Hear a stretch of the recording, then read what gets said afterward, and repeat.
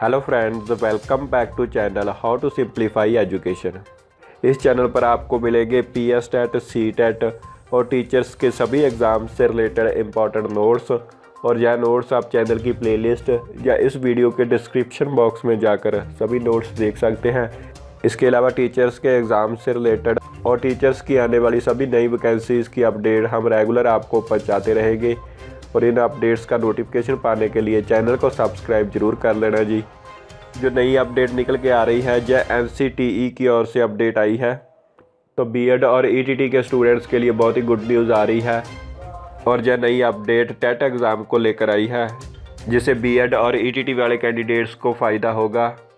इस बदलाव से उनके नौकरी हासिल करने के चांसेस बढ़ जाएंगे। एनसीटीई की ओर से यह बड़ा बदलाव हुआ है और टेट एग्ज़ाम को लेकर यह बदलाव है। आइए देखते हैं जो एनसीटीई की ओर से यह बदलाव आया है। एक बार पास हुआ टेट अब उम्र भर के लिए रहेगा मान्य। एनसीटीई ने किया बड़ा बदलाव।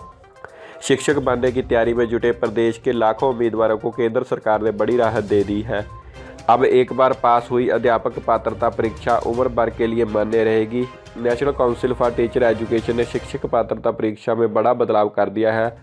अभी तक 7 वर्ष के लिए टेट पास उम्मीदवार नौकरी के लिए पात्र थे। केंद्र सरकार से मिली छूट के बाद अब बार बार टेट पास नहीं करना पड़ेगा। केंद्र सरकार ने शिक्षक पात्रता परीक्षा टेट को उम्र भर के लिए मान्य कर दिया है। अब तक टेट पास करने पर उम्मीदवार 7 वर्ष तक नौकरी के लिए पात्र होता था। इसके बाद उसे शिक्षक बनने के लिए दोबारा परीक्षा देनी पड़ती थी। एनसीटीई द्वारा नियमों में किए बदलाव केंद्र के साथ ही राज्यों में भी लागू होगा। केंद्र और राज्य एनसीटीई नियमों में टेट करवाते हैं। केंद्र सरकार के लिए सीबीएसई और राज्य अपनी परीक्षा खुद करवाते हैं। National council for teacher education NCTE की पिछले दिनों हुई बैठक में टेट के नियमों में बदलाव को मंजूरी दे दी गई है। सरकारी स्कूलों में शिक्षक बनने के लिए टेट पास करना अनिवार्य है। अब तक एक बार परीक्षा पास करने से सर्टिफिकेट के आधार पर 7 साल के अंदर सरकारी नौकरी के लिए आवेदन कर सकते थे। अब नए नियमों के तहत एक बार परीक्षा पास करने पर उम्र भर के लिए पात्रता मिलेगी।